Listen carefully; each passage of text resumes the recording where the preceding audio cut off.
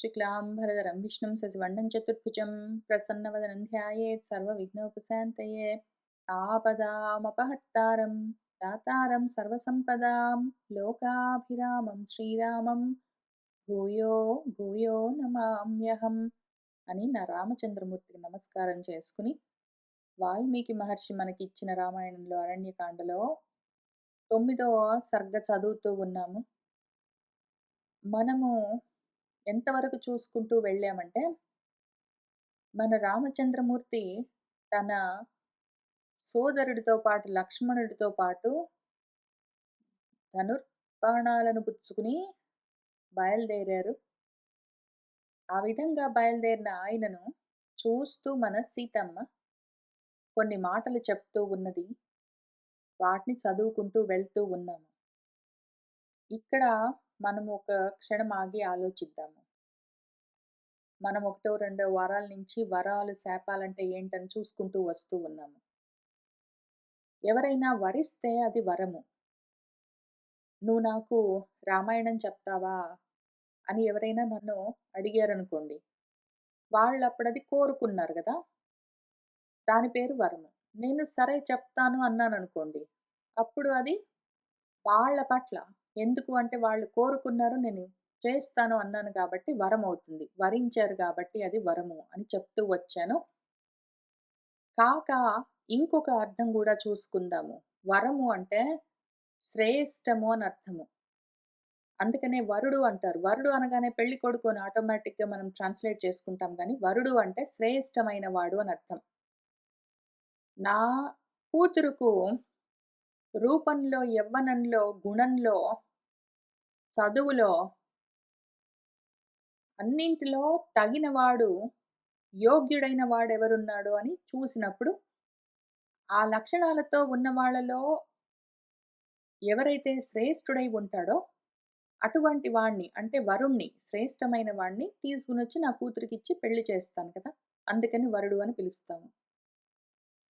కాబట్టి వరము అంటే శ్రేష్టం అని అర్థం ఉన్నది. మనకు తెలుసు ఆ విషయం.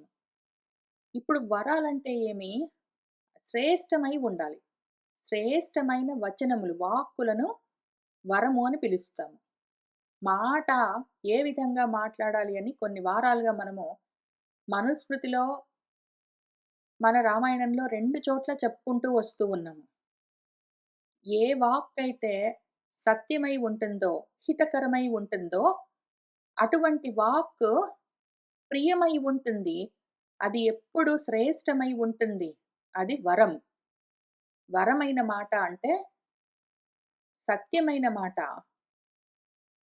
ఆ వరాన్ని అడుగుతూ ఉన్నవాడికి, ఇస్తూ ఉన్నవాడికి కూడా హితాన్ని కలిగించాలి.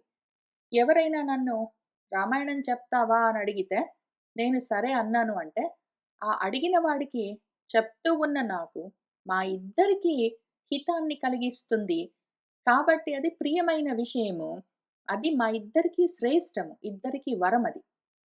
ఆయన నన్ను వరమడిగాడు. నేనాయనకి వరమిచ్చాను అంటే, ఆ వరము అన్నది మాట. అది మా ఇద్దరికీ మంచి కలిగిస్తుంది అని దానర్థము. లేదా ఎవరైనా నన్ను, నేను ఎగ్జామ్ రాయడానికి వెళ్తున్నాను, నీకు ఆ టీచర్ తెలుసు కదా! క్వెషన్ పేపర్ తెచ్చిస్తావా? నేను కాపీ కొడతాను అని అడిగాడనుకోండి. నేను సరే అన్నాననుకోండి. దాన్ని గూడా వరమందామా అంటే అనొచ్చు. ఆయన వరించాడు. ఆ కోరిక కోరాడు. నేను సరేనన్నాను. దాన్ని కూడా వరమనొచ్చు. నేనొక వరం అడిగాను, వాళ్ళిచ్చారు అని. కానీ అది శ్రేష్టమా? అది హితకరమా? కాదు గదా! అది అప్పుడు అవరము. తక్కువ రకమైపోతుంది. మన రామాయణంలో తక్కువ రకాలెక్కడా ఉండవు. అన్నీ శ్రేష్టము. అన్నీ వరమై ఉంటాయి. అసలు రామాయణంలో ప్రతి వాక్కు వరమే. ప్రతి మాట సత్యము, హితము, ప్రియమై ఉంటుంది కాబట్టి ప్రతి మాట, ప్రతి అక్షరము వరము. ఇప్పుడు అటువంటి వరమొకటి రామచంద్రమూర్తి అక్కడ ఉన్న తాపసికులకిచ్చారు. ఆయన ఆ తాపసికులకు ఏం చెప్పారంటే, వాళ్ళొచ్చి అడిగారాయన్ని. ఇక్కడ రాక్షసులు మమ్మల్ని హింసలు పెడుతున్నారు.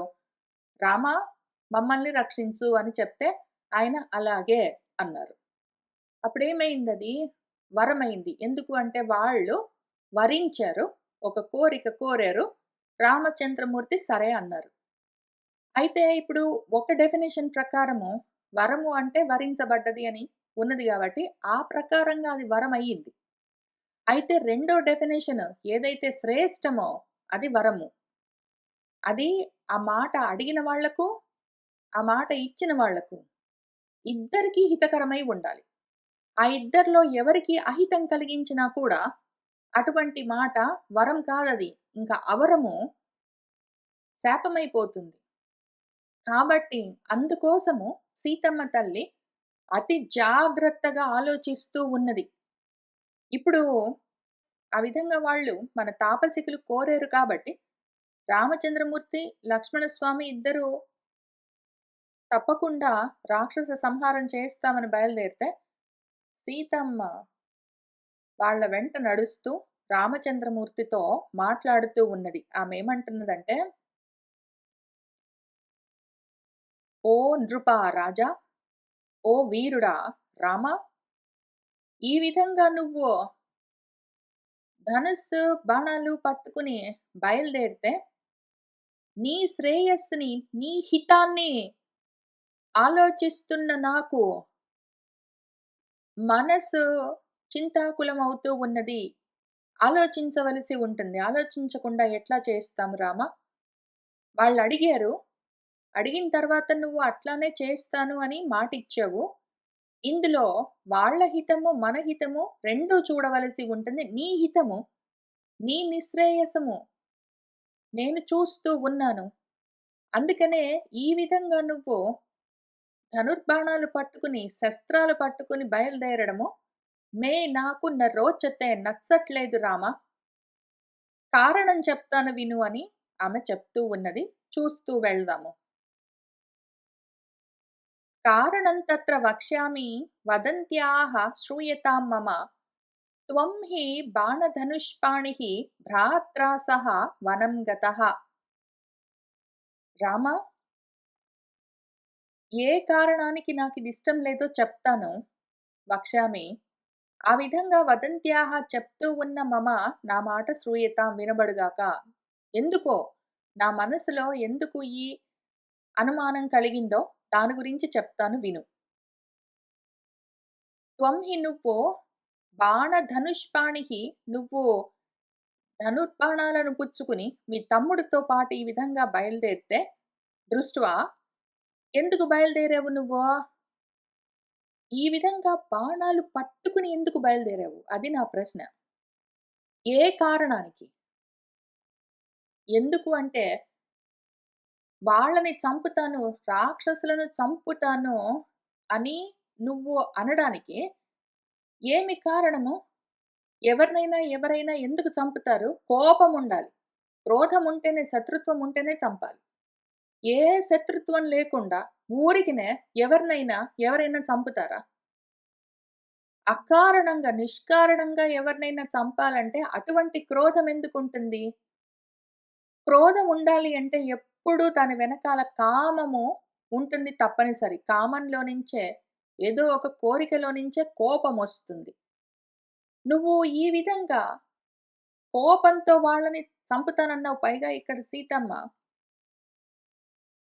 మన రాక్షస సంహారం గురించే మాట్లాడుతూ ఉన్నది గానీ, రామచంద్రమూర్తి ఇంకొక మాట గూడా అన్నారు. మన సుతీక్ష్ణుల వారు, "ఇక్కడే ఉండు రామ, ఈ ఆశ్రమ పదం చాలా బాగుంటుంది" అని ఆయన చెప్తూ, ఇక్కడికి పెద్ద బాధలేముండవు గానీ, చాలా జంతువులొస్తూ ఉంటాయి. అవి వస్తాయి, పోతాయి అని ఆయన చెప్తే, "మీరు చూస్తూ ఊరుకుంటారేమో గానీ, నేను మాత్రం సంహారం జేస్తాను" అని రామచంద్రమూర్తి సుతీక్ష్ణుడికి చెప్పి, మనసులో ఇక్కడ చాలా కాలం ఉండడం మంచిది కాదని గూడా అనుకున్నాడు. మొత్తం అంతా ఇక్కడ ఖాళీ చేస్తానని గూడా చెప్పాడాయన. ఎందుకంత కోపం నీకు రామా? ఎందుకు? ఏ కారణానికి? కోపం ఉండాలి అంటే దాని వెనకాల ఏదో కోరికుండాలి. ఏ కోరిక నీకు? అని అడిగితే, నాకేమి కోరిక లేదు సీత. ఏ కోరిక లేదు. ఊరికనే నేను వాళ్ళని సంహారం చేయడానికి వెళ్తున్నాను అని చెప్పడానికి లేదు. వాళ్ళు తాపసికులు అడిగారు కాబట్టి నేను సంహారం చేస్తాను అని దానికి జవాబు చెప్పొచ్చు. మన రామచంద్రమూర్తి, సీతమ్మ, ఎందుకు నువ్వు నీతో డైరెక్ట్‌గా శత్రుత్వం లేకపోయినా గూడా వాళ్ళని చంపుతానన్నావు అంటే, తాపసికులు అడిగారు క్షాత్రధర్మం కాబట్టి నేను చేస్తాను అని చెప్పొచ్చు. రెండో ప్రశ్న, నువ్వు అసలు ముందు ధనుర్బాణాలు పట్టుకునేందుకు బయలుదేరావు? అవి పట్టుకోవాలని నీకెందుకు కోరిక ఫస్ట్? ధనుర్బాణాలు పట్టుకోవాలన్న కోరికెందుకు నీకు? ఆ కోరిక ఉంటే గూడా అక్కడి నుంచి క్రోధమొస్తుంది రామా! నీకు బాణాలు పట్టుకోవాలి, ధనుస్సు పట్టుకోవాలి, కత్తులు పట్టుకోవాలి, వీటితోటి తిరగాలి అని నీకు కోరిక కలిగిందనుకో, కోరిక ఉన్నది అంటే అందులో నుంచి తప్పకుండా లోభితనము, అందులో నుంచి తప్పకుండా భయము, అందులో నుంచి తప్పకుండా కోపము, క్రోధము కలుగుతుంది. కాబట్టి ఈ కోరిక ధనుర్బాణాలు పుచ్చుకుని తిరగాలన్న నీ కోరిక క్రోధంలోకి జారక ముందే దీనికి అసలు మూల కారణమేమి? ఎందుకు పట్టుకొని తిరుగుతున్నావు నువ్వు వీటిని? ఏ కోరికతో వీటిని పట్టుకొని తిరుగుతున్నావో అని మనం ఆలోచించుకోవాలి రామా! జాగ్రత్తగా ఆలోచించుకుని, చాలా జాగ్రత్తగా మన హితాన్ని మనము తెలుసుకుని ఆచరించవలసి ఉంటుంది. కాబట్టి మన మంచి కోసము, నీ మంచి కోసము, నీ హితం కోసం నేను ఆలోచిస్తున్నాను. నువ్వు అట్లానే మీ తమ్ముడితో పాటు ధనుర్బాణాలు పట్టుకొని బయలుదేరావనుకో, అప్పుడేం జరుగుతుందనుకుంటున్నావు? ధనుర్బాణాలు పట్టుకొని వెళ్ళాలి అని కోరికొకటుంది గదా నీకు. ఉంటే అక్కడికే ఆగుతుందా అది? అప్పుడేం జరుగుతుంది? నువ్వు అట్లా అడవిలో తిరుగుతూ ఉన్నప్పుడు వనంగతః అక్కడ వనచరాన్ సర్వాన్ అడవిలో ఏవో రాక్షసులు ఉంటారు, జంతువులు ఉంటాయి. మరి అవెక్కడుంటాయి? ఊళ్ళో ఉంటాయా? ఉండవు గదా! జంతువులు, రాక్షసులు వాళ్ళందరూ అడవుల్లోనే ఉంటారు. ఉన్నప్పుడు నువ్వు అడవుల్లోనే వీటిని పట్టుకొని తిరుగుతూ ఉన్నప్పుడు, వాటిని దృష్ట్యా చూస్తూనే నీ మనసులో అనవసరంగా వాటిని చంపాలి అన్న క్రోధం ఉదయించవచ్చు కదా! ధనుర్బాణాలు పట్టుకొని తిరుగుదాము అన్న ఆలోచన వెనకాల, ఆ కోరిక వెనకాల, దాన్ని వాడి ఎవరినైనా హింసిద్దాము అన్న క్రూర స్వభావము, రౌద్రం కలగొచ్చు గదా! క్రోధము. ఆ రకంగా కచ్చిత్ శరవ్యయం న కుర్యాత్. అనవసరంగా నీ బాణాలను ఆ అడవిలో తిరుగుతూ ఉన్న వాటిపైన వాటిని చూడగానే ఆ బాణాలను వాడదామన్న బుద్ధయితే పుట్టదు గదూ! ఎందుకు అంటే ఇంకొక మాట చెప్తాను. నువ్వే నాకు చెప్పొచ్చు కావాలంటే. క్షత్రియులు ధనుస్సు అట్లాంటివి పట్టుకొని తిరుగుతారులే సీత. క్షత్రియులంటే మరి బాణాలు, ధనుస్సులు, కత్తులు ఇట్లాంటివి పట్టుకొని తిరుగుతారు. మరవసరము అని నువ్వు నాకు చెప్తావేమో. దాని గురించి చెప్తాను విను నీకు ఒక మాట. క్షత్రియాణమపి ధనుః హుతాసనస్య ఇంధనాని చ సమీపస్థితం తేజః బలం ఉచ్ఛ్రయతే భృశం. క్షత్రియులకు వాళ్ళ పక్కనే ఒకవేళ ధనుస్సు ఉన్నదనుకో, క్షాత్రంలో ఉన్న వాళ్ళ దగ్గర ధనుస్సు, బాణాలు, కత్తులు మొదలైన ఏవైనా శస్త్రాలున్నాయనుకో, అప్పుడది ఎటువంటి పరిస్థితో తెలుసారా? ఏ కారణం లేకుండా ఎందుకు ఎవరి మీదైనా బాణాలు వేస్తాను సీత. నువ్వు మరీ చెప్తావో. నేను ధనుస్సు, బాణాలు ఇవన్నీ పుచ్చుకొని తిరుగుతున్నాను కాబట్టి, దారిలో అడవిలో ఏవి కనిపిస్తే వాటిని చంపుకుంటూ తిరుగుతాననుకుంటున్నావా నువ్వు? ఏమీ లేదు ఊరికినే పట్టుకున్నానంటే ఊరికినే పట్టుకోవడం అన్నది ఉండదు రామా. ఎందుకు అంటే, క్షత్రియుల దగ్గర ఈ ధనుస్సు ఉండడం అంటే ఎటువంటిదో తెలుసా? హుతాసనుడి పక్కన ఇంధనం ఉన్నట్టే. ఏ కారణం ఉంటుంది? ఒక అగ్ని ఉన్నదనుకో, దాని పక్కన ఎండు కర్రలు, పుల్లలు, ఏవో కాగితాలు కనిపిస్తే, ఏదైనా కారణం ఉంటే వాటిని కాలుస్తుందా అగ్ని? అకారణంగా కాలుస్తుంది. ఎందుకంటే పక్కనుంటే కాలుస్తుంది. అట్లానే ఎవరి దగ్గరైనా సరే కత్తులు, బాణాలు లాంటి మారణాయుధాలుంటే, ఊరికే ఉన్నాయి గాబట్టే వాడాలన్న బుద్ధి పుడుతుంది రామా! అకారణంగా, నిష్కారణంగా వాడాలన్న బుద్ధి పుడుతుంది. పైగా ఏదో పక్కన ఇంధనం పక్కన అగ్ని ఉంటే, దాని తేజస్సు బలము ఎట్లా పైకి లేస్తుందో ఉద్ధతితో భృశం, అట్లానే క్షత్రియుల చేతుల్లో కత్తులు, బాణాలు అవన్నీ ఉన్నాయంటే, వాళ్ళలో గూడా తేజస్సు, బలం అట్లా పైకొస్తుంది. అకారణంగా పక్కనే ఎండు పుల్లలు కనిపిస్తే, ఎండుగడ్డి కనిపిస్తే అగ్ని ఎట్లా ఏ కారణం లేకుండా, ఏ శత్రుత్వం లేకుండా పక్కనే ఉంది గాబట్టి కాల్చినట్టు, క్షత్రియుల దగ్గర గూడా కత్తులవన్నీ ఉన్నాయంటే, అకారణంగా వాటిని వాడాలన్న బుద్ధి కలుగుతుంది. ఆ కత్తులు, బాణాలు పట్టుకోవాలన్న కోరికలో నుంచే నిష్కారణంగా వాడాలి అన్న హింసాపూర్వక ప్రవృత్తి కలుగుతుంది రామా! ఏ కారణానికి? ఏముందయ్యా అసలు? ఫండమెంటల్‌గా ఏముంది? ఏ కారణానికి వాటిని పట్టుకొని తిరుగుతున్నావు నువ్వు? అట్లా జరగదులే సీత అని నువ్వంటావేమో. క్షత్రియులను పక్కన పెడదాము. తాపసికులను చూద్దాము. ఒక కథ చెప్తాను విను. పురా కిల మహాబాహో తపస్వి సత్యవాక్ శుచిః కస్మింశ్చిత్ అభవత్ పుణ్యే వనే రతం మృగద్విజే. ఒకానొక సమయంలోట ఒక తాపసికుడు ఉండేవాట. సత్యవాక్ కలిగిన వాడు, శుచి అయిన వాడు, మనోవాక్కాయ శుచి కలిగిన వాడు. ఆయన కస్మింశ్చిత్ ఒకానొక సమయంలో ఒకానొక తాపసికుడు ఒక పుణ్యకరమైన చక్కటి అడవిలో అభవత్కిల ఉండేవాట. ఆయన మృగ పక్షులంటే ప్రేమతో, దయతోటే ఉండేవాడు. అయితే ఒకానొక సమయంలో ఏం జరిగిందంటే, తస్యైవ తపసః విఘ్నం కర్తుం ఇంద్రః శచీపతిః ఖడ్గపాణిః అథ అగచ్చత్ ఆశ్రమం భటరూపధృత్. ఆ విధంగా ఆయన పాపము సర్వభూతహితే రతుడై, తాపసికుడై, ముని వృత్తిలో ఉండి, సదాచార సంపన్నుడై, ఆయన నియమానుసారంగా వ్రతానుష్ఠానం చేస్తూ ఉంటే, మన ఇంద్రుడు శచీపతి తస్య తపసః విఘ్నం కర్తుం, ఆయన తపస్సుకు విఘ్నం కలిగించాలన్న కోరికతో కావాలనే ఖడ్గపాణిః ఒక కత్తి పొడుచుకునే భటరూపధృత్ ఒక భటుడిలాగా సైనికుడిలాగా ఒక వేషాన్ని ధరించి ఒక ఖడ్గాన్ని కత్తిని పుచ్చుకుని ఆశ్రమం అగచ్చత్ ఆశ్రమం దగ్గరికొచ్చాడు. తస్మింస్తదా ఆశ్రమపదే నిశితః ఖడ్గః ఉత్తమః సః న్యాసవిధినా దత్తః పుణ్యే తపసి తిష్టతః. ఆ పుణ్యకరమైన తపస్సులో ఉన్న ఆ ముని దగ్గర, ఆ తపస్సులో ఏ పాపము లేదు. ఆయన ఏదో కోరికతోటో, కోపంతోటో తపించట్లేదు పాపం ఆ ముని. ఏ కోరిక లేకుండా ఊరికనే తపిస్తున్నాడు అంతే ఆయనక్కడ. ఏదో తపస్సు చేసుకుంటున్నాడు పాపం. ఏ పాపము ఎరగడు. ఏ పాపము లేదు ఆయన తపస్సులో. అటువంటి వాడు అక్కడ కూర్చొని పాపము ఆ ఆశ్రమంలో తపస్సు చేసుకుంటూ ఉంటే, మనవాడు తస్మిన్ తద ఆశ్రమ పదే ఆ ఆశ్రమ పదానికొచ్చి సహా మన ఇంద్రుడు ఆ తాపసికుడికి ఒక నిశితమైన చాలా పదునైన వాడి అయిన ఉత్తమమైన ఖడ్గాన్ని షార్ప్‌గా ఉన్న ఒక కత్తిని న్యాసవిధినా దత్తః. మునిగారు కొన్నాళ్ళు నా కత్తిని మీ దగ్గర ఉంచుకుంటారా? నాకు వేరే పని పడ్డదండి. నేను కొంతకాలము వేరే ప్రదేశానికి వెళ్ళాలి. ఇది నా కత్తే. అయితే దీన్ని తీసుకొని వెళ్ళడానికి నాకిప్పుడు కుదరట్లేదు. కొద్ది కాలం మీ దగ్గర ఉంచుకుంటారా జాగ్రత్తగా?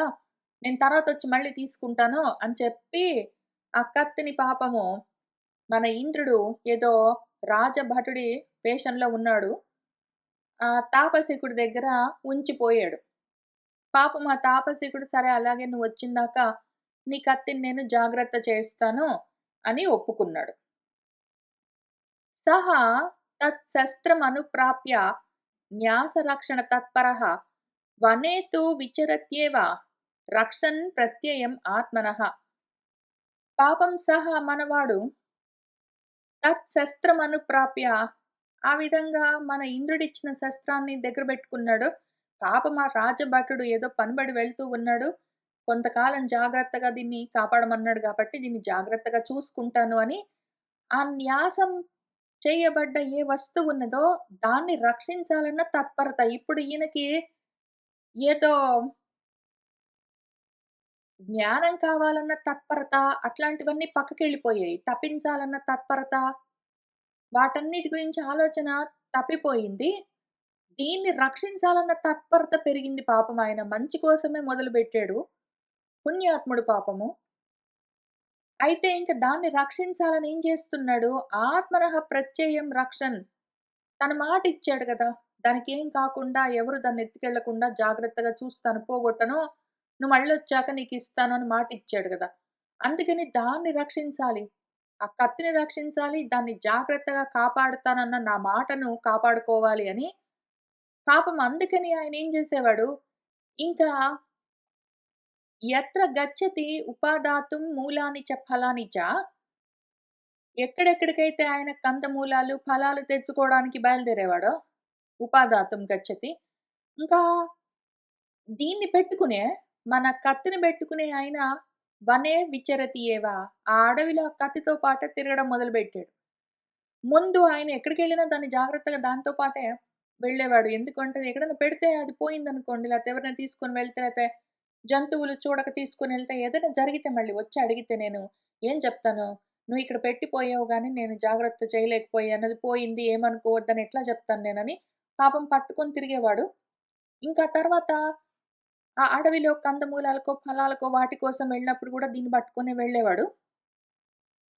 న వినా యాతి తం ఖడ్గం న్యాసరక్షణ తత్పరః. పాపం న్యాసరక్షణ ఆత్మరక్షణ తత్పరత పక్కన బెట్టి, న్యాసరక్షణ తత్పరుడయ్యాడు పాపమాయన. దాంతో ఆ ఖడ్గం వినా కత్తి లేకుండా ఇంకెక్కడికెళ్ళడం మానేసాడు. ఎక్కడికెళ్ళినా కత్తి బెట్టుకొని ఎళ్ళడం మొదలుబెట్టాడు. అప్పుడేం జరిగింది? నిత్యం శస్త్రం పరివహన్ క్రమేణ సహ తపోధనః చకార రౌద్రీం స్వాం బుద్ధిం త్యక్త్వా తపసి నిశ్చయం. ఈ విధంగా నిత్యము ఆ శస్త్రాన్ని పరివహన్ పట్టుకొని తిరుగుతూ ఉన్న మన తపోధనుడు పాపము క్రమంగా ఆ తపస్సు చేయాలన్న నిశ్చయాన్ని, నిశ్చయమైన బుద్ధిని త్యక్త్వా వదిలిపెట్టి, తన స్వబుద్ధి కాస్త తప్పించాలన్న బుద్ధిని పక్కన బెట్టి, ఆ బుద్ధి రౌద్రీ బుద్ధిగా మారిపోయింది. రౌద్రం అంటే ఏమి? హింసాపూర్వకమైన ప్రవృత్తిగా మారిపోయింది. దగ్గర ఉంటే వాడాలన్న ఉద్దేశం కలుగుతుంది. మామూలు మనుషులకే గాదు. అసలు ఎంతో తపించి స్థితదీహి స్థితికి వచ్చి మనసుని, ఇంద్రియాలను, దేహాన్ని అన్నింటిని నిగ్రహించి కూర్చున్న మునులకు కూడా ఇటువంటి స్థితి తప్పదు. అకారణంగా శస్త్రాలు పట్టుకుంటే ఎప్పటికో ఒకప్పటికి వాడాలన్న కోరిక కలుగుతుంది. దాంతో కత్తులు, బాణాలు, బళ్ళాలు పట్టుకోవాలన్న కోరిక నుంచి దాన్ని వాడి ఎవరినైనా హింసించాలి అన్న కోపంలోకి, నిష్కారణమైన కోపంలోకి మారిపోతుందది రామా! అందుకని చెప్తున్నాను. తతః సహ రౌద్రే అభిరతః ప్రమత్తః అధర్మకర్షితః. ఆ విధంగా ఆయన ఆ రౌద్రంలో, క్రోధంలోకి వెళ్ళిపోయాడు. ఇంకేదైనా కనిపిస్తే ఇంకా కత్తితో కోయడం మొదలుపెట్టేసాడు. ప్రమత్తుడైపోయాడు. అప్రమత్తత నుంచి ప్రమత్తతలోకి జారిపోయాడు. ధర్మంలో నుంచి, ఆత్మధర్మంలో నుంచి ఈ అధర్మంలోకి జారిపోయి దాని చేత బాధపడుతున్నాడు. ఆ విధంగా చెడిపోయాడు రామ. తస్య శస్త్రస్య సంవాసాత్ జగామ నరకం మునిః. చివరికేమైంది ఆ ముని పతనము ఇంకా అక్కడ ఇక్కడ గాదు. ఆ శస్త్ర సంవాసం వల్ల, ఆ కత్తితో కూడి ఉండడం చేత పాపం ఆ ముని నరకం జగామ, నరకాన్ని గూడా పొందాడు. నరకంలోకెళ్ళిపోయాడాయన. ఏవం ఏతత్ పురావృత్తం శస్త్ర సంయోగ కారణం. ఆ శస్త్రంతో కొన్నాళ్ళు కలిసి ఉండడమన్న కారణానికి మాత్రం, అంత మాత్రం కారణం. ఇంక వేరే కారణం ఏం లేదు ఆయనకి. కత్తి పట్టుకోవాలన్న కోరిక నించే ఆయన పూర్తిగా పతనమై నరకంలోకి జారిపోయాడు. ఏవమేతత్ పురావృత్తం. ఇట్లా జరిగింది ఇంతకు ముందు ఒకానొక సమయంలో. అగ్ని సంయోగవత్ హేతుః శస్త్ర సంయోగః ఉచ్యతే. స్నేహాత్ చ బహుమానాత్ చ స్మారయే త్వాం న శిక్షయే. అగ్నితో సంబంధం ఉంటే ఏదైనా కాలిపోతుంది. కర్ర గాని, ఇల్లు గాని, కాగితం ముక్క గాని ఏదైనా సరే ఎందుకు కాలుతుంది అంటే అగ్ని తాకితే కాలిపోతుంది అంతే విషయం. దానికి వేరే హేతువేమి ఉండదు. అకారణంగా నిర్హేతుకంగా అగ్ని ఉన్నది అంటే ఏదైనా అగ్ని ఉన్నది అంటే దేనైనా కాలుస్తుంది. అది దాని లక్షణం.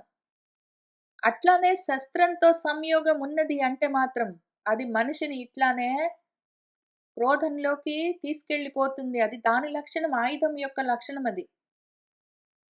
కాబట్టి రమ స్నేహంతో, బహుమానం అంటే నీ మీద గౌరవంతో స్మారయ్యే నీకు జ్ఞాపకం చేస్తున్నాను. నీకు తెలియని విషయాలు కావివి. నీకు తెలియని విషయాలు నేను నీకు కొత్తగా నీకు న శిక్షయే నేను బోధించట్లేదు. నేను నీకు ఉపదేశం చేయట్లేదు, బోధించట్లేదు, బుద్ధి చెప్పట్లేదు. కొత్తగా నేర్పించట్లేదు. నీకన్నీ తెలిసిన విషయాలు. గుర్తు చేస్తున్నాను. ఎందుకైనా మంచిది. ఆదమరిచి ఉన్నావా? ఎందుకు కత్తులవన్నీ పట్టుకొని తిరుగుతున్నావో? ఒకవేళ వాటిని వాడాలన్న ఆలోచన కలిగితే ఏమైపోతామో? అందుకని జ్ఞాపకం చేస్తున్నాను రామా! న కథంచన సా కార్యా గృహీతధనుషా త్వయా బుద్ధిః వైరం వినా హంతుం రాక్షసాన్ దండకాశ్రితాన్. నువ్వు దండకారణ్యాన్ని ఆశ్రయించి ఉన్న రాక్షసులను చంపుతాను అన్న బుద్ధితో ఉన్నావు. ఎందుకు? వాళ్ళతో నీకేమైనా శత్రుత్వం ఉన్నదా? అడవుల్లో ఉంటారు మరి రాక్షసులు. వినా వైరం, ఏ వైరము లేకుండానే రాక్షసులను చంపుతాను అని ఎందుకయ్యా నీకీ బుద్ధి? ఇటువంటి బుద్ధి నీకు ఎందుకు కలిగింది? ఆ ధనుస్సు పట్టుకొని తిరుగుతున్నావు గాబట్టి, రాక్షసులను చంపాలన్న కోరిక కలుగుతూ ఉన్నది. చూసావా? కాబట్టి ఇటువంటి బుద్ధి కథంచన ఏ విధంగా కూడా నా కార్య తగినది కాదు రామ. చెయ్యరాదు.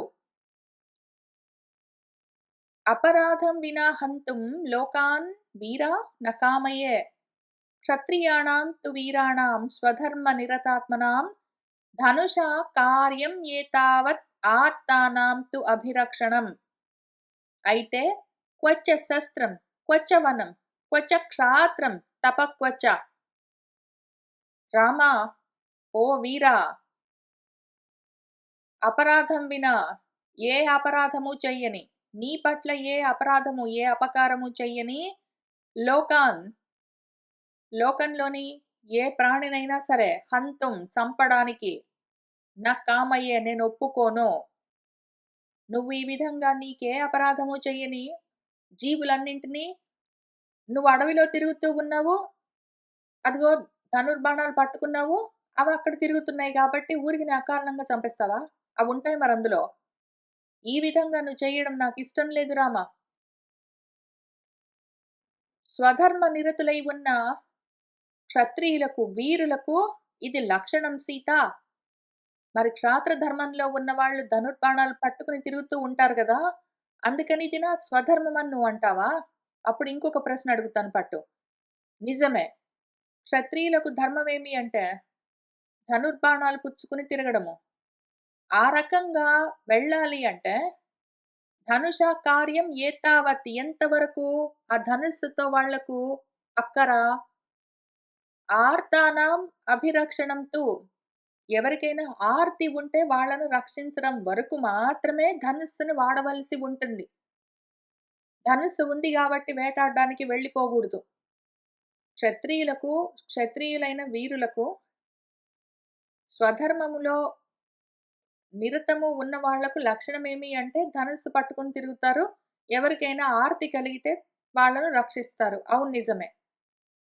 కానీ నువ్విప్పుడు ఎక్కడున్నావు? అడవిలో ఉన్నావు. తపోధర్మంలో ఉన్నావు. క్షాత్ర ధర్మంలో లేవు నువ్వు. రాజ్యంలో లేవు. నువ్వు రాజ్యంలో ఉండి క్షాత్ర ధర్మంలో ఉంటే ధనుస్సు పట్టుకొని తిరుగు.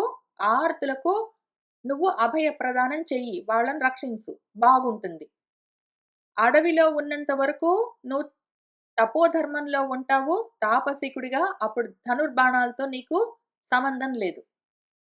ఎందుకు ఆ రెండింటిని కలుపుతున్నావట్లా? క్వచ శస్త్రం. ఏమి ధనుస్సు, బాణాలు, కత్తులు ఇవన్నీ. క్వచ వనం. ఈ అడవేంటి? అడవిలో నువ్వు ధనుర్బాణాలు పట్టుకొని తిరగడం ఏంటి? పైగా అడవిలో తపస్సు చేసుకోవలసి ఉంటుంది. నువ్వు క్షాత్రాన్ని అవలంబిస్తావా? వనంలో ఉన్నవాళ్ళు తపస్సు చేసుకుంటారు. క్షాత్రంలో ఉన్నవాళ్ళు రాజ్యంలో శస్త్రాలను ఉపయోగిస్తారు. నువ్వు వనంలో ఉంటాను, క్షాత్రంలో ఉంటాను, తపస్సు చేస్తాను, శస్త్రాలు వాడతాను అంటే అన్నీ కలిపి ఎట్లా చేస్తావు రామా? నువ్వు అయితే క్షాత్రంలో ఉండి శస్త్రాలు ఉపయోగించు. లేదా వనంలో ఉండి తపస్సు చెయి. నువ్వు వనంలో ఉండి తపస్సు చేసుకుంటూ క్షాత్రంతో శస్త్రాలు వాడతానంటున్నావా? ఎట్లా చేస్తావు వాటిని? పరస్పర విరుద్ధమైన వాటిని. వ్యావిద్ధమిదం అస్మాభిః దేశధర్మః తు పూజ్యతాం తత్ ఆర్య కలుషా బుద్ధిః జాయతే శస్త్రసేవనాత్. ఇదం ఇది వ్యావిద్ధం పరస్పర విరుద్ధం రామ.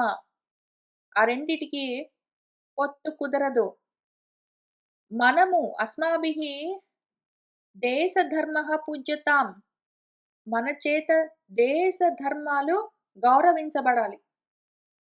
మనము దేశ కాల పరిస్థితులకు అనుగుణంగా వ్యవహరించాలి రామ. ఈ ప్రదేశంలో ఉన్నాము. ఏ ప్రదేశంలో ఉన్నామో వనోద్దేశంలో ఉన్నాము. వనంలో ఉంటే తపస్సు చేయాలి. ధనుర్బాణాలు పక్కన పెట్టి తాపసికులమై ముని వృత్తి అవలంబించాలి. రాజ్యంలో ఉంటే నువ్వు క్షాత్రధర్మంతో కత్తులవన్నీ పట్టుకుని ఎవరైనా కష్టంలో ఉంటే వాళ్ళని కాపాడాలి. ఈ ప్రదేశంలో ఉన్నప్పుడు ఈ విధంగా మనము వ్యవహరించవలసి ఉంటుంది రామా. ఆ ప్రదేశంలో మన అయోధ్య దేశంలో ఉన్నప్పుడు, అయోధ్య నగరంలో కోసల దేశంలో ఉన్నప్పుడు అక్కడ క్షాత్ర ధర్మాన్ని వాడు నువ్వు. ఆ దేశానికి అది ధర్మము. మన రాజ్యంలో ఉన్నప్పుడు ఆ ప్రదేశానికి అది ధర్మము క్షాత్రము. ఇక్కడ అడవిలో ఉన్నప్పుడు ఈ ప్రదేశానికి ఇది ధర్మము తపస్సు. 2 ఎట్లా కలుపుతావు రామా నువ్వు? పరస్పరమైన విరుద్ధమైన వాటిని. తత్ కాబట్టి ఆర్య ఎవరైతే జ్ఞానంతో ఉన్నాడో వాళ్ళను ఆర్య అని పిలుస్తారు. అంటే జ్ఞాని అని అర్థం. జ్ఞానం కలిగిన వాడా అని. జ్ఞానం కలిగిన వాడా 3 విషయాలని చెప్పాను రామా. గుర్తున్నదా? కోరిక వల్ల 3 వ్యసనాలు కలుగుతాయని చెప్పాను. ఏ 3 వ్యసనాలు?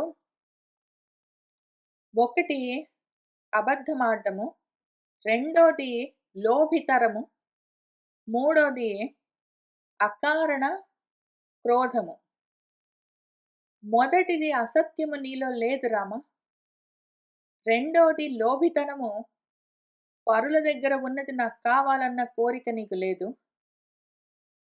అయితే ఈ మూడోది అకారణంగా, నిష్కారణంగా కోపం కలుగుతున్నది నీకు. ఈ కోపానికి గూడా మూలము కోరిక. ఎందుకు అంటే నేను చెప్పా గదా! కామం వల్లే ఈ 3 కలుగుతాయని. ఈ క్రోధమన్న వ్యసనం కూడా కామం నించే వస్తుంది. ఎక్కడ ఉన్నది నీకు కామము అని చూస్తున్నాను నేను. ఇప్పుడు నీ పట్ల ఏ అపరాధము చెయ్యని ఆ రాక్షసులను చంపుతానంటావు. లేకపోతే ఆ ముని ప్రాంగణంలోకొచ్చిన జంతువులను చంపుతానంటావు. ఆ క్రోధం ఉండాలి అంటే దానికి వెనకాల కారణము కోరిక ఒకటి ఉండాలి. ఏ కోరిక వల్ల నువ్వు ఈ క్రోధంలోకొస్తున్నావని ఆలోచిస్తున్నాను రామా. నాకర్థమైందేమి అంటే ఇదిగో శస్త్ర సేవనము. అక్కర్లేకుండా శస్త్రాలను పట్టుకొని తిరుగుతున్నావు. ఈ ధనుసు పట్టుకొని తిరగాలన్న నీ కోరికలో నుంచే వాటిని వాడాలి అన్న క్రోధము కలుగుతున్నది రామా.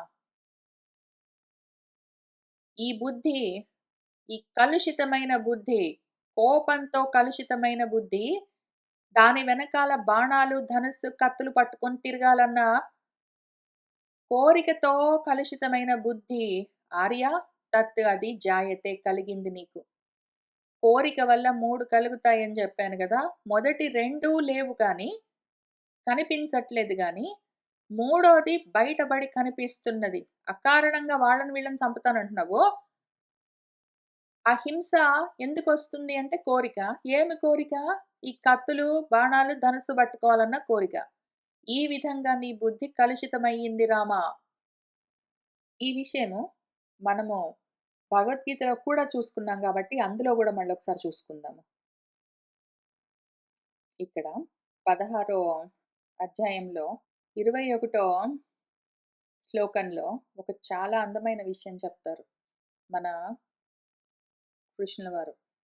త్రివిధం నరకస్య ఇదం ద్వారం నాశనం ఆత్మనః కామః క్రోధః తథా లోభః తస్మాత్ ఏతత్రయం త్యజేత్తని. కామము, క్రోధము, లోభము అన్నవి ఈ 3 నరక ద్వారాలు. ఆత్మ నాశానికి ఆత్మ నాశమన్న నరకానికి ఈ 3 ద్వారాలు. వీటి ద్వారా వాడు ఆత్మనాశం చేసుకొని నరకంలోకెళ్ళిపోతాడు. కాబట్టి ఈ మూడిటిని వదిలిపెట్టవలసి ఉన్నది అని మనకు భగవద్గీతలో ఏదున్నదో, అదే విషయం మన సీతమ్మ రామచంద్రమూర్తితో అంటూ ఉన్నది.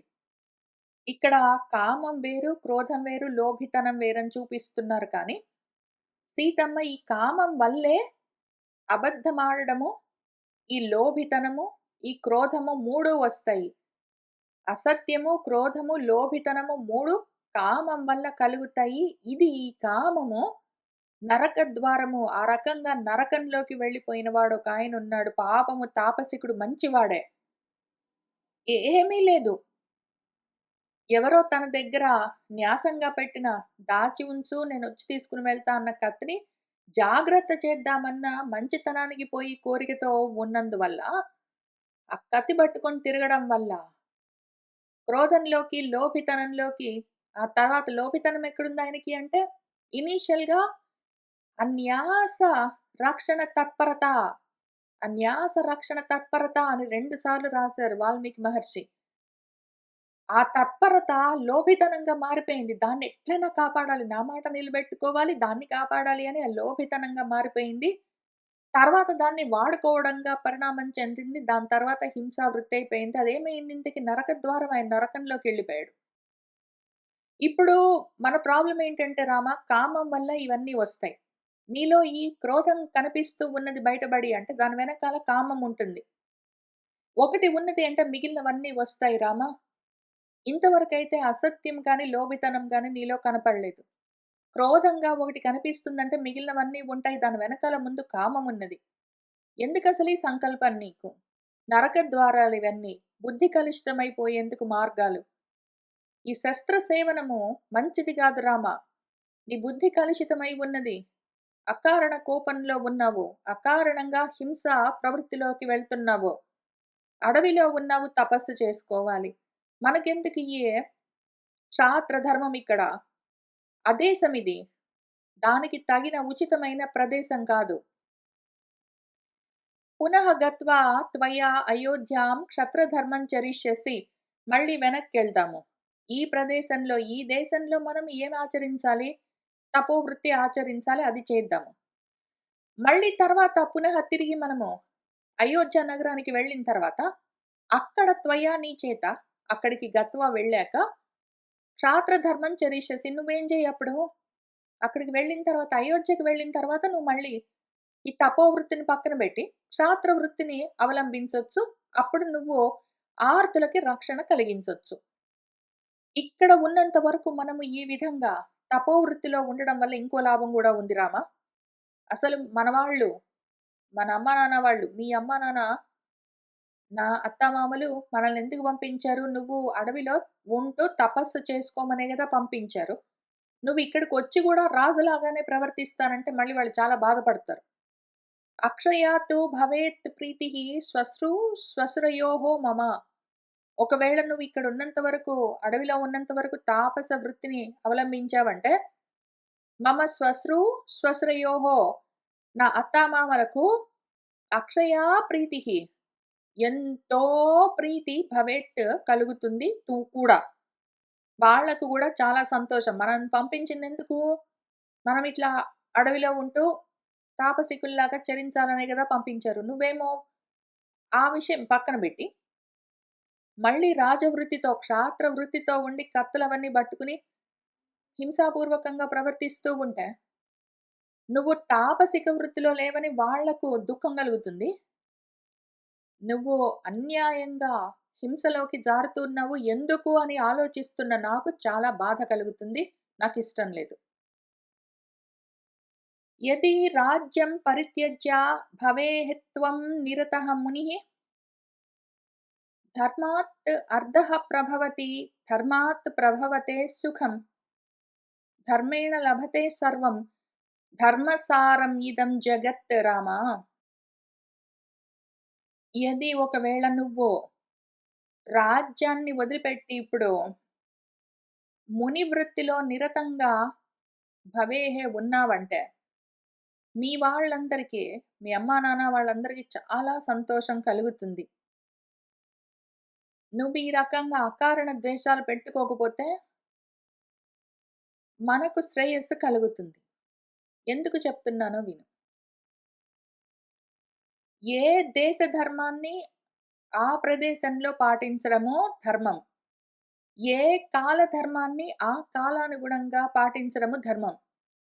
దేశకాలాలు కాకపోతే దేశం గాని దేశంలో, కాలం గాని కాలంలో నువ్వు నీకు తోచిన విధంగా ప్రవర్తిస్తే దానివల్ల ధర్మము నష్టమవుతుంది.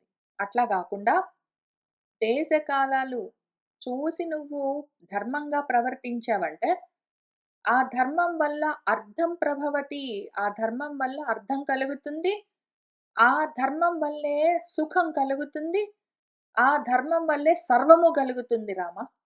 ధర్మార్థ కామాలు 3 కావాలనుకుంటే నువ్వు ధర్మం ఒక్కటి ఆచరించావంటే ఆ ధర్మం వల్ల అర్థము, కామము 2 కలుగుతాయి.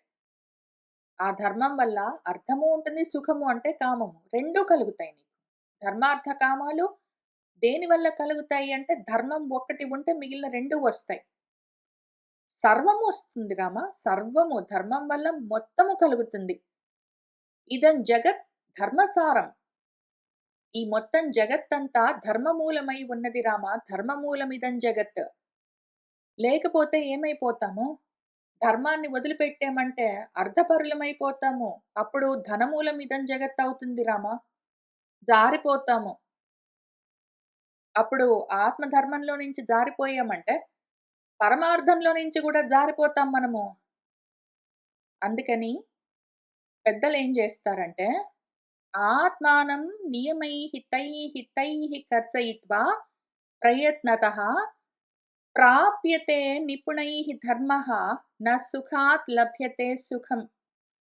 నిపుణులు ఏం చేస్తారంటే ధర్మ నిపుణులు ధర్మాన్ని ఎట్లా ఆచరించాలి అని తెలిసి దాన్ని ఆ విధంగా ఆచరించే వాళ్ళు ఎట్లా ఉంటారంటే రామ,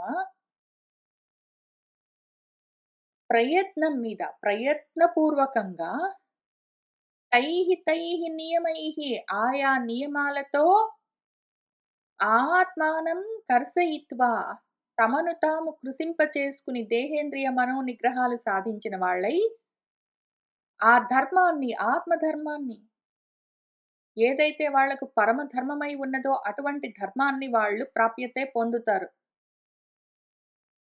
నేను అర్థం వల్ల ధర్మాన్ని సాధిస్తాను. ధనాన్ని వెచ్చించి బాగా డబ్బులు సంపాదించి బాగా దానాలన్నీ చేసి ధర్మం సంపాదిస్తాను గాదు. ధర్మంగా నువ్వు సంపాదించిన దానితో దానాలు చేస్తే అది ధర్మమయమై ఉంటుంది. ధర్మంగా నువ్వు సంపాదించిన అర్థంతో సుఖాలను, కామాలను పొందవచ్చు. కామంతో కామాన్ని పొందలేవు. ధర్మంగానే కామం పొందగలవు. అధర్మంగా నువ్వు కోరికలను తీర్చుకుందాము అంటే సుఖం ఉండదందులో. అధర్మంగా ధనాన్ని సంపాదించాలని చూస్తే అది నిలబడి ఉండదు. ధర్మంగా ఉన్నప్పుడే అర్థకామాలు నెరవేరుతాయి రామా.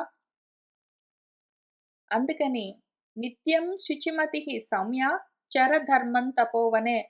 అందుకని ఓ సౌమ్యుడా రామా, నిత్యము శుచిమతివై ఇప్పుడు నీ బుద్ధి కలుషితమై ఉన్నది. అకారణ ద్వేషమేమి వాటన్నిటిని చంపుతానని చెప్తూ ఉన్నావు. అటువంటి అశుచిని పక్కన పెట్టు. శుచిమతివై శౌచంతో కూడిన కోపాలు, కోరికలు రెండూ లేని బుద్ధితో ఉన్నవాడివై నిత్యము ఈ తపోవనంలో నువ్వు చేయవలసిన నీ ధర్మమేమి? తపించడము. అటువంటి తపోవనంలో ఆచరించవలసిన ధర్మాన్ని నువ్వు ఆచరించురామా. సర్వం హి విదితం తుభ్యం తత్వతః.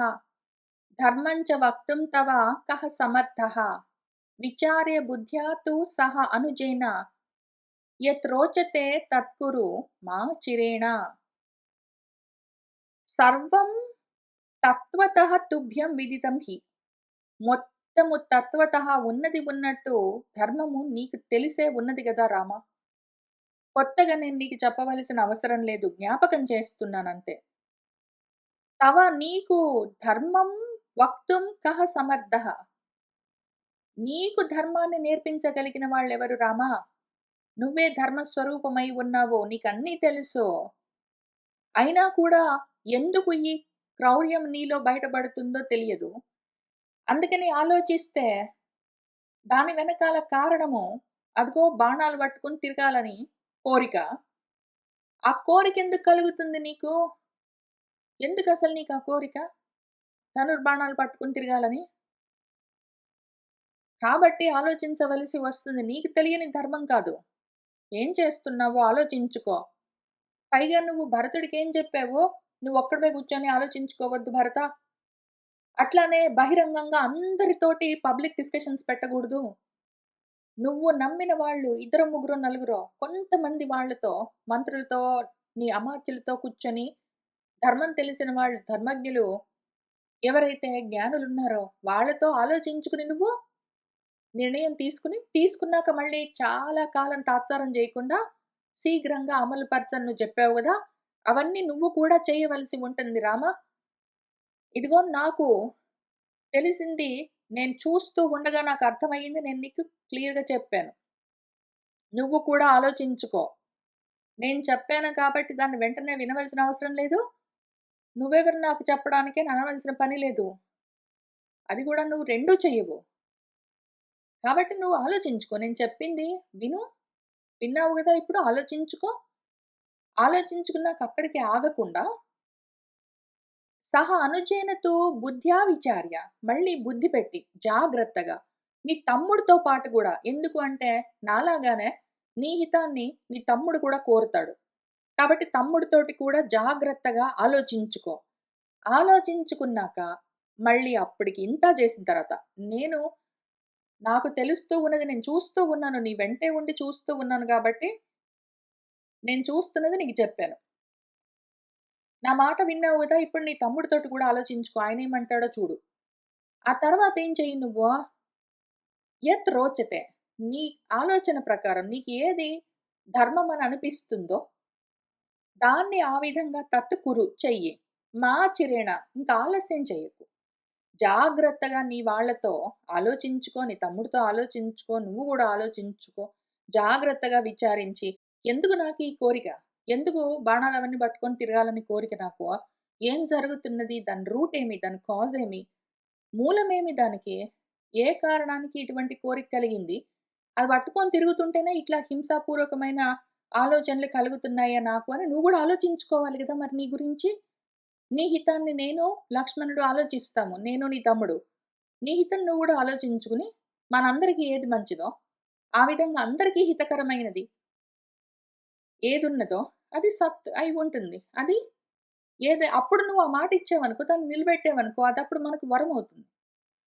అటువంటిది జాగ్రత్తగా ఆలోచించి ఇంక ఆలస్యం చేస్తూ ఇంక తాత్సారం చేయకుండా రేపు ఆలోచిస్తాలే సీత ఇవాళ ఈ చుట్టుపక్కల ఉన్న ఆశ్రమ పదాలన్నీ చూసి కొన్ని రోజులైన తను రేపు ఆలోచిస్తా కదా అని అట్లా చేయకుండా జాగ్రత్తగా ముందే ఆలోచించుకో. నువ్వు ఏది మంచిదనుకుంటే ఆ విధంగా చెయ్యి రామా అని మన సీతమ్మ చెప్పింది. ఇత్యార్షే వాల్మీకియే ఆదికావ్యే రామాయణే అరణ్యకాండే నవమ సర్గ సంపూర్ణం. ఇంకప్పుడు రామచంద్రమూర్తి ఏం చెప్తున్నారో చూద్దాం. వాక్యం ఏతత్తు వైదేహ్యాః వ్యాహృతం భర్తృభక్తయా శ్రుత్వా ధర్మే స్థితః రామః ప్రత్యువాచ అథ మైథిలీం.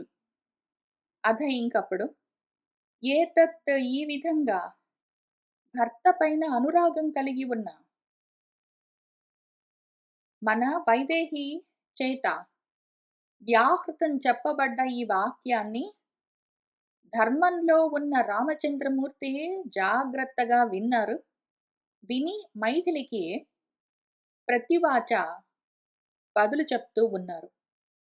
హితం ఉక్తం త్వయా దేవి స్నిగ్ధయా సదృశం వచః కులం వ్యపదిశంత్యా చ ధర్మజ్ఞే జనకాత్మజే.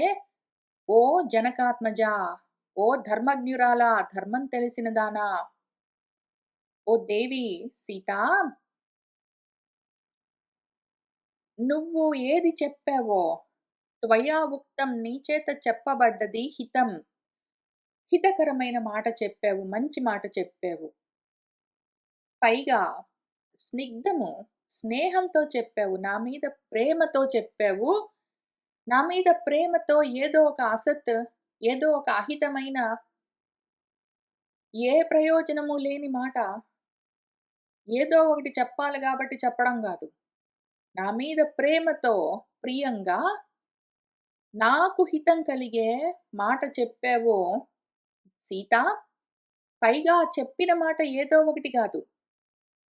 తవ సదృశం, అటువంటి వచః, నీకు తగిన ఉచితమైన, నువ్వు ధర్మం తెలిసిన దానివి. కాబట్టి ధర్మం తెలిసిన నీకు తగిన ధర్మాన్ని, ఉచితమైన ధర్మాన్ని నువ్వు నాకు వ్యపదేశం చేశావు. పైగా నీ కులాన్ని వ్యపదిశంత్యా, నువ్వు ఎటువంటి కులం నుంచొచ్చావో, జనకుడి కూతురువు. ఆయన ఎంత ధర్మమూర్తి. అటువంటి కులం నుంచి వచ్చిన నువ్వు కూడా అటువంటి ధర్మమే చెప్తావు.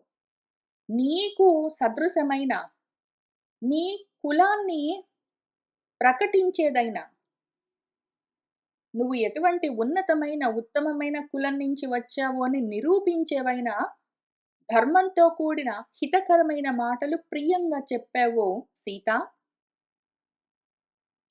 అయితే నువ్వు ప్రశ్నించావు గదా! దానికి మరి నేను జవాబు చెప్పాలి, చెప్తాను. వక్ష్యామి అహం దేవి త్వయా ఏవ ఉక్తం ఇదం వచః క్షత్రియైః ధార్యతే చాపః నా ఆర్తశబ్దః భవేతీతి. దేవి సీత, అహం వక్ష్యామి, చెప్తాను. అయితే నేను చెప్పవలసిన పని గూడా లేదు, నువ్వే జెప్పావు. త్వయా ఏవ, నువ్వే చెప్పిన మాట ఇది. ఏం చెప్పావు? క్షత్రియైః, క్షత్రియుల చేత, చాపః ధార్యతే, ధనుస్సు ఎందుకు పట్టుకోబడుతుంది అంటే, ఆర్త శబ్దః న భవేత్ ఇతి. ఎవ్వరు ఆర్తితో ఉన్నాము రామా, కష్టంలో ఉన్నాము, మాకు రక్షణ కల్పించు అని ఎవ్వరు అడుగుతూ బాధపడవలసిన పని లేకుండా, అటువంటి బాధలో ఉండి ఎవరైనా అడుగుతూ ఉన్నారు, ఆర్తులున్నారంటే, వాళ్ళ ఆర్తిని తొలగించి ఆ మాటలు లేకుండా చేయడం కోసమే గదా క్షత్రియులెవరైనా బాణాలు పట్టుకుని, విల్లు పట్టుకుని, కత్తులు పట్టుకుని తిరిగేది. నువ్వే అన్నావు గదా! నేను గూడా వాటిని పట్టుకుని తిరుగుతున్నది అందుకే. తే చ ఆర్తా దండకారణ్యే మునయః సంస్రితవ్రతాః మాం సీతే స్వయం ఆగమ్య శరణ్యాః శరణంగతాః. ఆ సంసితవ్రతులైన మునులందరూ ఆర్తులై ఈ దండకారణ్యంలో, వాళ్ళందరూ పాపము వాళ్ళు శరణ్యులు, అందరికీ ఆశ్రయమిచ్చే ఆ తాపసికులే నన్ను శరణంగతాః, నన్ను ఆశ్రయించి స్వయంగా వాళ్ళే ఆగమ్య వచ్చి నాతో సీత వాళ్ళేమన్నారు నువ్వు గూడా విన్నావు గదా! వసంతః ధర్మనిరతాః వనే మూలఫలాసనాః న లభంతే సుఖం భీతాః రాక్షసైః క్రూరకర్మభిః కాలే కాలే చ నిరతాః నియమైః వివిధైః వనే భక్ష్యంతే రాక్షసైః భీమైః నరమాంసోపజీవిభిః. కందమూలాలు, ఫలాలు అసనం చేస్తూ, భుజిస్తూ ఈ వనంలో నివసిస్తూ ఉన్న మేమందరము ధర్మనిరతులమై ఉన్నాము. అయితే క్రూర కర్మలు చేసే రాక్షసుల చేత మేము భయపడుతూ సుఖం లేకుండా ఉన్నాము. కాలే కాలే, ప్రాతకాలంలో, సంధ్యాకాలంలో, త్రికాలాల్లో మేము ఈ అడవిలోనే వసిస్తూ వివిధమైన నియమాలను నిరతంగా పాటిస్తూ ఉంటే, నరమాంసోపజీవిభిః, నరమాంసం తిని బ్రతికే భయంకరమైన రాక్షసుల చేత మేము భక్షింపబడుతూ ఉన్నాము. ते భక్షమాణాః మునయః దండకారణ్యవాసినః అస్మాన్ అభ్యవపద్యేతి మాం ఊచుః ద్విజసత్తమాః. ఇతి ఈ విధంగా దండకారణ్యవాసులైన ఈ మునులు రాక్షసుల చేత భక్షింపబడుతూ ఉన్నవాళ్ళై ఆ ద్విజోత్తములు అస్మాన్ మనల్ని అభ్యవపద్ మన దగ్గరికొచ్చి మాం నాతో ఊచుహు ఇవన్నీ చెప్పారు. నువ్వు కూడా విన్నావు కదా సీత. మయా తు వచనం శ్రుత్వా తేషాం ఏవం ముఖాచ్యుతం కృత్వా చరణ శుశ్రూషాం వాక్యం ఏతత్ ఉదాహృతం. వాళ్ళంత మాట అంటే అంత మాట అన్నారు సీత. అంత మాట అంటే ఏవం ఈ విధంగా తేషాం ముఖాచ్యుతం వాళ్ళ నోట్లో నుంచి వచ్చిన ఆ మాట విని శ్రుత్వా మయా నా చేత ఈ వచనం నేను ఈ మాట ఇవ్వవలసి వచ్చింది. నేను వాళ్ళ చరణ శుశ్రూష కృత్వా వాళ్ళ పాదాలు తాకి నమస్కారం చేసి ఏతత్ వాక్యం మయా ఉదాహృతం ఈ మాట వాళ్ళతో చెప్పాను. వాళ్ళు పాపము నోరు తెరిచి అంత మాట అడిగారు సీత నన్ను. అందుకని వాళ్ళ పాదాలు తాకి నమస్కారం చేసి వాళ్లకు ఈ మాట ఇచ్చాను నేను. ప్రసీదంతు భవంతః మే హ్రీః ఏషా హి మమ అతులా యత్ ఈదృశైః అహం విప్రైః ఉపస్థేయైః ఉపస్థితః. భవంతః మీరందరూ ప్రసీదంతు నా పైన దయ చూపించండి, నన్ను అనుగ్రహించండి. అటువంటి మాటలు అనొద్దు, మీరు అంత మాట అనొద్దు. మీరు ఈ విధంగా నన్ను అడుగుతూ ఉంటే నాకు మమ అతులా హ్రీః ఏషా నాకు చాలా సిగ్గనిపిస్తున్నది.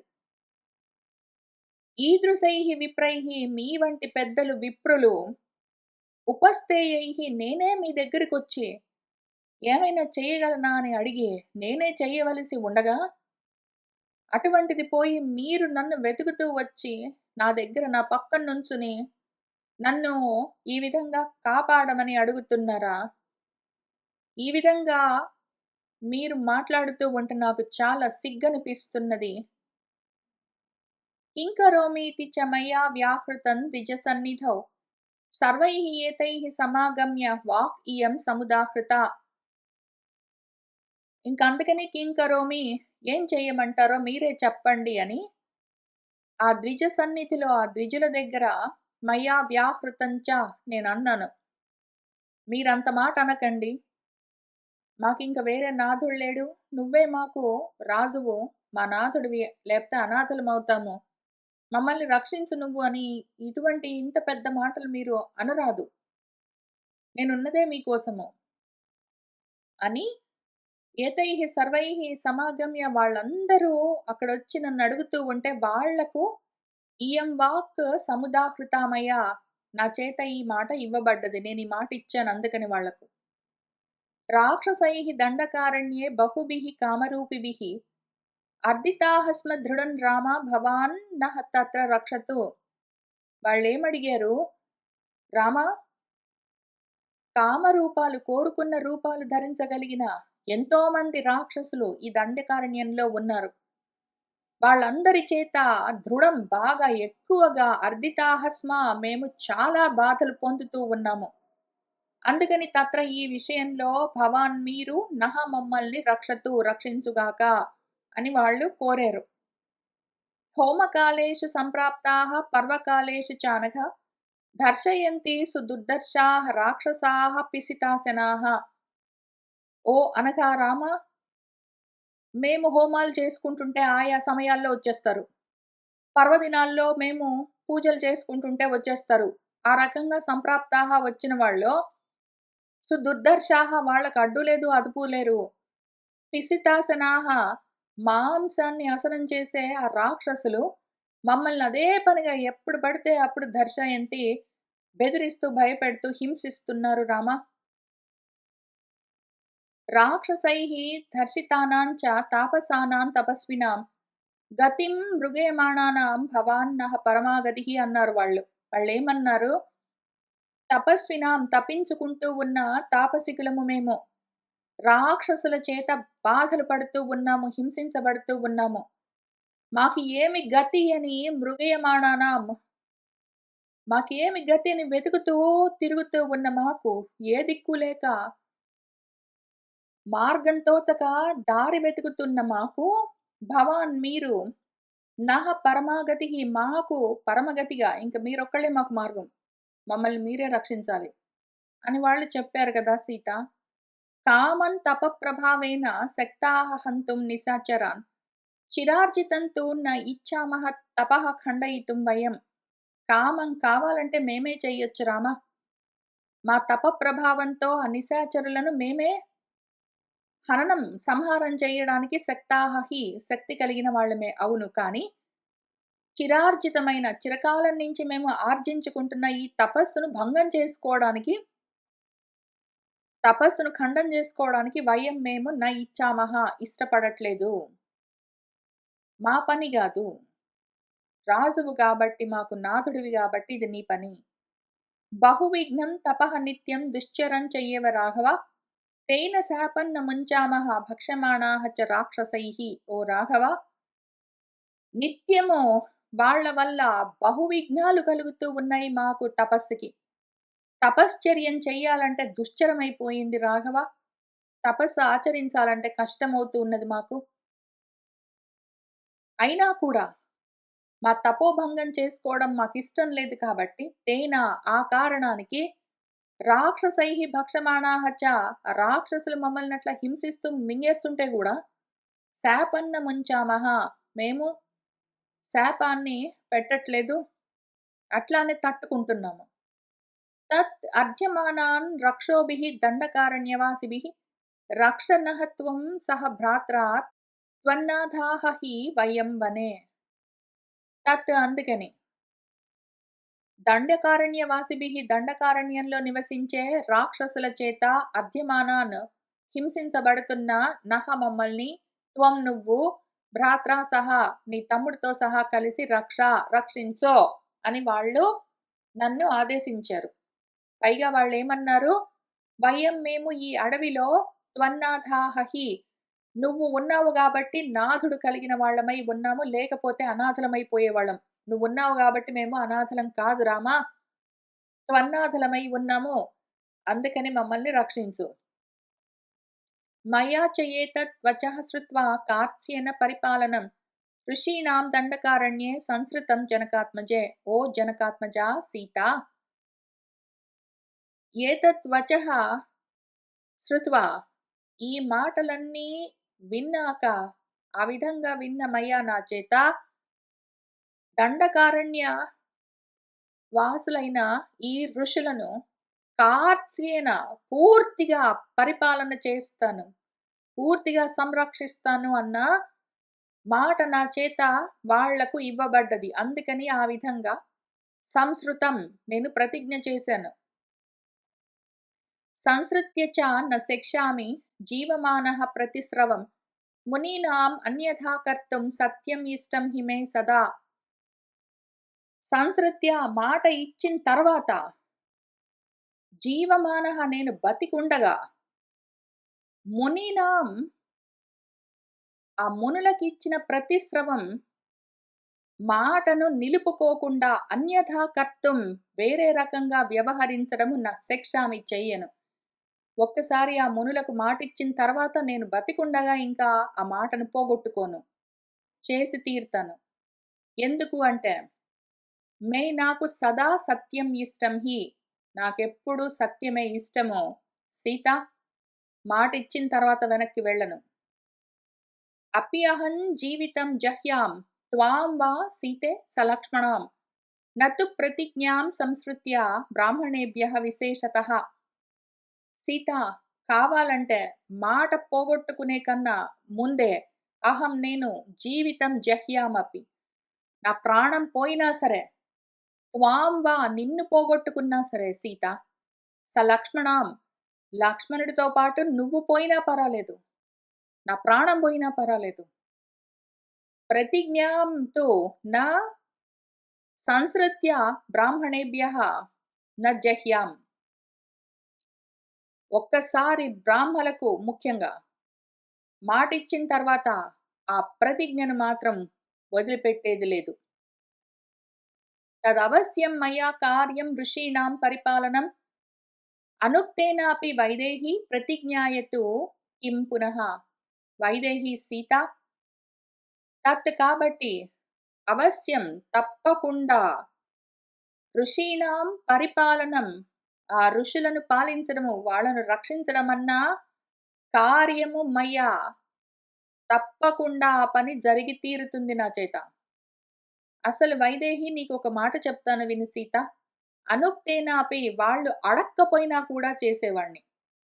అయితే ఇప్పుడు ప్రతిజ్ఞాయతు మాట ఇచ్చిన తర్వాత కిం పునః ఇంక దాని గురించి ఆలోచన లేదు. వాళ్ళు అడక్కపోయినా గూడా వాళ్ళని నేను కాపాడేవాణ్ణి. అయితే వాళ్ళు నోరు తెరిచి అడిగారు. అడిగితే నేను సరే అన్నాను. అన్నాక ఇంక వెనక్కి తొలిగే పనే లేదు. మమ స్నేహాత్ చ సౌహార్దాత్ ఇదం ఉక్తం త్వయా అనఘే పరితుష్టః అస్మి అహం సీతే నహి అనిష్టః అనుశిష్యతే. సీత ఓ అనఘే ఏ పాపము లేనిదానా, కోరికలు, కోపాలు, లోభితనాలు, అధర్మము ఏమీ లేవు. నిష్కళంకమూర్తి. మమ స్నేహాత్ నా మీద ప్రేమతో, సౌహార్దాత్ నా పైన సుహృద్భావంతో, త్వయా నీ చేత ఇదం ఉక్తం నువ్వు చెప్పావు. నా మంచి కోరుకుని, ప్రేమతో, స్నేహంతో నా కోసము ఇంత మంచి చెప్పావు. సీత అహం పరితుష్టః అస్మి. చాలా సంతోషించాను. నా శ్రేయస్సు కోరుకుని, నా హితం ఆశించి నాకు మంచి చెప్పావు. నాకు స్నేహితురాలివి, నాకు సుహృత్తువు. చాలా సంతోషంగా ఉన్నది సీత. ఇంకొక మాట చెప్తాను. నువ్వు నాకెందుకు చెప్పావో ఈ మాటలన్నీ తెలుసా సీత? ఎవరైనా సరే అనిష్టః నా అనుశిష్యతే. ఇష్టం లేని వాడికి అనుశాసనము, ఉపదేశము చెయ్యరు. నేను నీకు ఉపదేశం చెయ్యట్లేదు రామా. నేను నీకు బోధ చెయ్యట్లేదు, బోధించట్లేదు. నేను శిక్షణ ఇస్తూ ఈ మాటలు చెప్పట్లేదు. నీకన్నీ తెలిసిన విషయాలే జ్ఞాపకం చేస్తున్నానన్నావు గదా సీత. కాదు. మంచి మాట ఎవ్వరు చెప్పినా సరే అది గురువుగారు చెప్పిన మాటే. నువ్వు నా మంచి కోరి నా కోసము హితబోధ చేశావు. ఇష్టమైన వాళ్ళకే చెప్తారు. ఎందుకు అంటే వినరు అనుకున్న వాళ్ళకి, ఇష్టం లేని వాళ్ళకి చెప్పి ఉపయోగం లేదు. నేను చాలా సంతోషంగా, ప్రియంగా నువ్వు చెప్పిన హితాన్ని శ్రద్ధగా విన్నాను. నా వైపు నుంచి కారణం చెప్పాను. సదృశంచ అనురూపంచ కులస్య తవ చ ఆత్మనః సధర్మచారిణీ మే త్వం ప్రాణేభ్యః అపి గరీయసి. నీకు సదృశమైన ఆత్మనః సదృశం నీకు తగిన ధర్మం తెలిసిన నీకు తగిన ధార్మికమైన వచనాలు చెప్పావు. అట్లానే తవ కులస్య అనురూపం నీ కులానికి తగిన దానికి సదృశమైన అనురూపమైన మాటలను చెప్పావు. త్వం నువ్వు మే నాకు సహధర్మచారిణివై ఉన్నావు. ఈ ధర్మము నా ఒక్కడిదే గాదు సీత. ఈ ధర్మము నీది నాది. మనము ఈ ధర్మాన్ని ఇద్దరము కలిసి ఆచరిస్తూ ఉన్నాము. సహధర్మచర్యం చేస్తూ ఉన్నాము. పైగా త్వం నువ్వు నాకు ప్రాణేభ్యః అపి గరీయసి. నాకు ప్రాణాల కంటే కూడా ఎక్కువ. ఇతి ఏవముక్త్వా వచనం మహాత్మా సీతాం ప్రియాం మైథిల రాజపుత్రీం రామః ధనుష్మాన్ సహ లక్ష్మణేన జగామ రమ్యాణి తపోవనాని. ఇది ఈ విధంగా ఆ మహాత్ముడు రామచంద్రమూర్తి ఏవం వచనం ఉక్త్వా ఈ మాటలు చెప్పి మన సీతమ్మకు ఆయన ప్రియురాలికి మిథిలా నగర రాజపుత్రికి ఈ విధంగా ఆయన ఎందుకు ధనుర్బాణాలు పట్టుకుని ఎందుకు తిరుగుతున్నాను అని ఆయన దాని గురించి చెప్పలేదు. క్షాత్రధర్మంలో ఉన్నాను పట్టుకున్నాను అని చెప్పారు. వాళ్ళని ఎందుకు సంహారం చేస్తున్నావు అంటే వాళ్ళొచ్చి అడిగారు. ఆర్తులను రక్షించడము క్షాత్రధర్మంలో ఉన్న నాకు నా ధర్మము అని చెప్పారు. ఆ రకంగా చెప్పిన రామచంద్రమూర్తి ఆమె అడిగిన ఇంకొక ప్రశ్నకు జవాబు చెప్పలేదు. కాబట్టి నేనే ఆలోచించుకున్నాను. అసలు ఆ ధనుర్బాణాలు పట్టుకోవాలన్న కోరికెందుకు రామా నీకు? ఆ ధనుస్సు పట్టుకోవాలన్న కోరిక ఉంటేనే గదా! దాన్ని వాడాలి అన్న హింసలోకి వెళ్తావు. ఈ హింస సరే గాని దాని వెనకాల ఉన్న కామమేమి? ఎందుకు పట్టుకుంటున్నావు? ఏ కోరిక నీకేమి కోరికది? పట్టుకొని తిరగడము అని అడిగింది గదా! దాని గురించి రామచంద్రమూర్తి పరంగా మన విచారణ ఏమి అంటే, రామచంద్రమూర్తి 2 విషయాలు ఆలోచిద్దాము. ఒకటి రామచంద్రమూర్తి ధనుస్సు పట్టుకున్నారు, బాణాలు పట్టుకున్నారు, కత్తులు పట్టుకున్నారు, కందమూలాలు అవి తవ్వడానికి గుణపం పట్టుకున్నారు. ఏదో చెట్లు నరకడానికి గొడ్డలు పట్టుకున్నారు. ఏదో కందమూలాలు కోసుకోవడానికి చిన్న కత్తులు పట్టుకున్నారు వంట చేసుకోవడానికి. లేదా ఏదో చేతితో రాయి పట్టుకున్నారు. లేదా ఏదో వస్త్రాన్ని పట్టుకున్నారు. అని ఆయన ఏది పట్టుకున్నా అన్నీ ఒకటేలాగా పట్టుకున్నారు.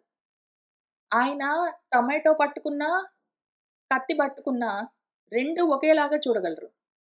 ఆయన కందమూలాన్ని దుంపలను పట్టుకున్నా, దుంపల్ని తవ్వడానికి వాడిన గుణపం పట్టుకున్నా, లేదా ఆ దుంపలను కోయడానికి కత్తి పట్టుకున్నా, లేదా రాక్షసులను చంపడానికి కత్తి పట్టుకున్నా, ఆయన అన్నీ ఒకేలాగా పట్టుకున్నారు. వంట చేయడం కోసం కత్తులు వేరు, వీళ్ళని చంపడం కోసం కత్తులు వేరని ఆయన వాటిని ఆయుధాలుగా వేరు వేరుగా ఆ మనస్థితితోటి చూడట్లేదాయన. ఆయన దగ్గర ధనుస్సు, బాణాలు ఉండవలసిన పని గూడా లేదు. ఆయన ఊరికనే తాపస వృత్తిలో ఉండి అడవిలో తిరుగుతూ ఉన్న సమయంలో, ఒకవేళ ఆయన దగ్గర ధనుస్సు లేదు, బాణాలు లేవు, ఏమీ లేవు. ఊరికనే ఆయన దగ్గర కందమూలాలు తవ్వుకోవడానికి గుణపం ఉన్నది. లేదా అడవిలో నడుస్తూ ఉన్నందుకు ఆయన దగ్గర ఏదో కర్ర ఉన్నది అంటే, వాటిని కూడా వాడగలరు. ఎవరికైనా కష్టం కలిగింది అంటే, ఆర్తులను రక్షించడానికి ఆ చుట్టుపక్కల ఉన్న చెట్లను, తీగలను, రాళ్ళను, మట్టిని లేతే ఏమీ లేకపోతే ఆయన సొంత చేతులనైనా వాడి ఆయన వాళ్లకు రక్షణ కల్పిస్తారు. ఆయనకి ఈ బాణాలు ఉన్నాయి గాబట్టే ఆ హింసా ప్రవృత్తొచ్చిందని ఏం లేదు. వాటిని ఆయన సెపరేట్‌గా వేరేగా స్పెషల్‌గా చూడట్లేదు. రెండో కారణం ఏంటంటే, రామచంద్రమూర్తి నేను చేస్తున్నాను అన్న అహంకారంతో లేరు. అహంకర్తా భావము, అహంకారం లేదు గాబట్టి, కర్తృత్వం లేదు కాబట్టి, ఆ క్రియ ఆయనకి తాకదు. ఆ కర్మ ఆయనకి తాకదు. కర్మ ఉండాలి అంటే ఎప్పుడు కోరికుండాలి. ఆయనకి అసలు ఆ కర్మ చేయవలసిన అవసరం కూడా లేదు. ఎందుకు అంటే, అహంకర్త అన్న భావం ఆయనకి లేదు గాబట్టి, కర్మ లేదు గాబట్టి, దాని వెనకాల కారణము, కామము లేదు. అందుకని. అయితే చేయవలసి ఉన్నది ధర్మంగా చేస్తూ వెళ్తారు కాబట్టి, ఆయన కత్తి పట్టుకున్నారా, బాణం పట్టుకున్నారా, గుణపం పట్టుకున్నారా, కర్ర పట్టుకున్నారా, చెయ్యితోటే కొట్టి చంపేశారా? లేదా పాతి పెట్టి చంపేశారా? ఆయన ఏమి చేశారు ముఖ్యం కాదు. ధర్మాన్ని నేను కాపాడానా లేదా? కష్టంలో ఉన్న వాళ్ళకి రక్షణ కల్పించానా లేదా? అంతవరకే. నేను కాబట్టి చేస్తున్నాను అని లేదు. అప్పుడు మన వినాథుడిని చంపినప్పుడు కూడా ఆయన చాలా సంతోషించేమి లేరు.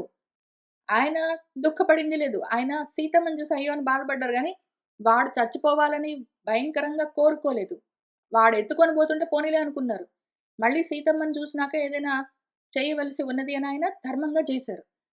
ఆయన ధర్మంగా మాత్రమే కర్మలు చేస్తారు గాబట్టి, ఆ చేసే కర్మల వెనక కామం ఉండదు కాబట్టి, ఆ కామం లేకుండా పోవడం చేత, ఆ కామం వల్ల కలిగే అసత్యము, లోభితనము, క్రోధము 3 ఆయన్ని తాకవు.